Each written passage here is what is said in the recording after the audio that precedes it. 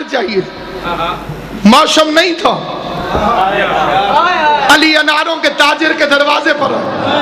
یہودی گھر سے باہر نکلا, کہا میں محمد رسول اللہ کا وصی ہوں, انار چاہیے. اس جگہ علی موجود ہوتا تو ضرور دیتا. علی فرماتے تیرے گھر میں ہے. اس نے کہا میں موسیٰ کا امتی ہو کے کہتا ہوں میرے گھر میں نہیں ہے. علی فرماتے میں محمد کا وصی ہو کے کہتا ہوں تیرے گھر میں انار ہے. یہودی نے انکار کیا, علی نے اصرار کیا. پردے سے یہودی کی بیوی کی آواز آئی, میں کلمہ پڑھ رہی ہوں, انار موجود ہے گھر میں. گھر تیرا ہے, راز علی کو معلوم ہے. اس نے انار دیا, کلمہ پڑھ کے انار دیا. علی ایک خواہش جناب سیدہ کی 2 یہودیوں کو مومن کر گئی. علی انار لے کے رستے میں آ رہے ہیں, آگے اندھا فقیر بیٹھا تھا, کہہ رہا تھا کوئی ہے جو مجھے اللہ کے پیار میں انار کھلائے. حیدر کرار نے انار کھول کے اسے کھلا دیا. گھر تشریف لائے, مانگا زہرا نے تھا, تاجر کے پاس بھی ایک تھا, وہی میں نے فقیر کو کھلا دیا. جیسے ہی علی مصلی پر آئے, زہرا نے کہا یا علی شکریہ, مانگا ایک تھا, آپ نے 10 انار بھیج دیے. مسکرا کے علی کی آواز آئی, اس علی نے نہیں اس علی نے بھیجے, اور وہ کمبر نہیں جبرائیل تھا.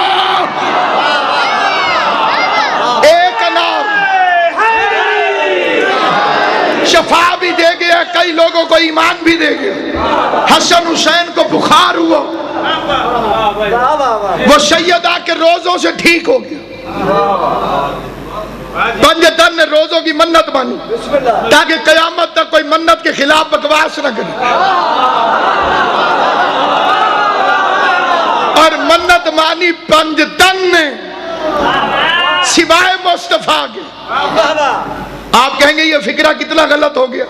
آپ کہتے ہیں حضور نے منت نہیں مانی, واقعی پیغمبر کی روٹیاں شامل نہیں تھی, لیکن منت پنجتن نے مانی. کیونکہ مذہب شیعہ میں پنجتن 2 ہیں. پھر توجہ سے سنیں, اور چھوٹے بچے زیادہ توجہ سے سنیں. مذہب اہل بیت میں پنجتن 2 ہیں.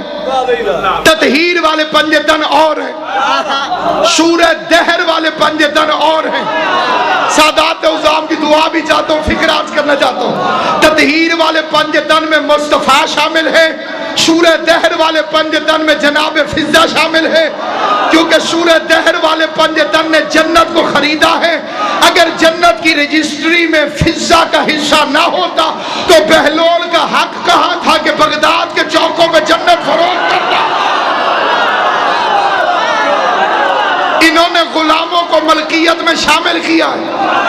یہ بھلوال ہیں, اور میں یہاں پر اعلان کروں حضرات, میں 100 روپے مرلہ بھلوال شہر میں زمین بیچنا چاہتا ہوں. آپ کی خاموشی بتاتی ہے کہ آپ یہ سودا قبول نہیں کر رہے, کیونکہ آپ کو پتا ہے کہ یہاں میری زمین ہے ہی نہیں. تو جس طرح یہ عقل کام کرتی ہے کہ جس کا بھلوال میں رقبہ نہ ہو اور سے تم 100 روپے مرلہ نہیں لیتے, تو جن سے جنت لے رہے ہو ان کا جنت کی رجسٹری میں حصہ کتنا. جو بیچارے خود مانگتے ہوں وہ تمہیں کس طرح سے دے سکتے ہیں. جنت مانگنی ہے تو مالکوں سے مانگو, اور جنت کی رجسٹری ہوئی ہے سورہ دہر کے اندر. ساروں نے روزہ رکھا سوائے مصطفیٰ کے. اللہ نے فرمایا مصطفیٰ تو اپنی روٹیاں علیحدہ کر لے, کیونکہ ان روٹیوں میں تول کے آنی ہے جنت. مولوی کہے گا جی کیوں نہ جنت ملتی, حضور کی روٹیاں جو شامل تھیں.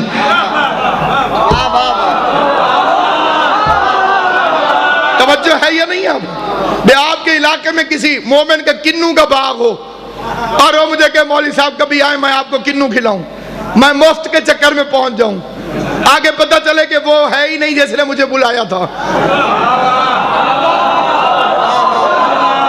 توجہ ہے یا نہیں ہے. آگے وہ کھڑا ہو جیسے میری دشمنی ہو, ساری زندگی میں اس کی دشمنی کروں تو میں کنوں کیسے کھاؤں گا. زہرا سے دشمنی کرو گے تو جنت میں کیسے جاؤ گے,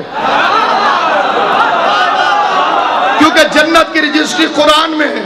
پوری کائنات میں بڑے بڑے رئیس ہوں گے, لیکن محمد کے کیا کہنے. کائنات کے بڑے بڑے سخی اپنی رجسٹریاں تالوں میں رکھتے ہیں. اہل بیت نے اپنی رجسٹری ہر گھر میں تلاوت کے لیے رکھ دی ہے. جس گھر میں دیکھو قرآن موجود ہے. اور قرآن کہہ رہا ہے کہ کیا ہوا کہ جب انہوں نے روزے رکھے, علی مزدوری کر کے آئے, علی جو لے کر آئے, فاطمہ زہرا نے جو کو پیشا, سید کونین نے محمد کے مقدر نے, نہیں فکرہ بدلتا ہوں, فاطمہ کون ہے؟ محمد مصطفیٰ کے ہاتھ میں مقدر کی لکیر کا نام ہے فاطمہ زہرا.